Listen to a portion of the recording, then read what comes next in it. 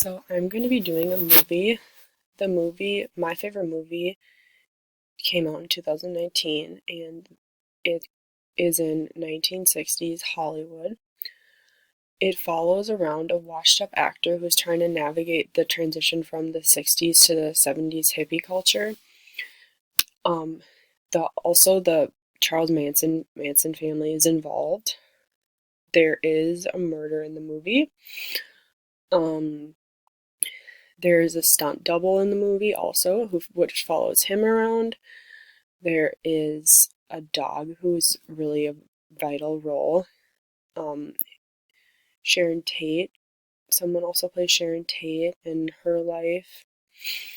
Um, it really was shot in Los Angeles, and one of the people, the guy who directed it, is extremely famous.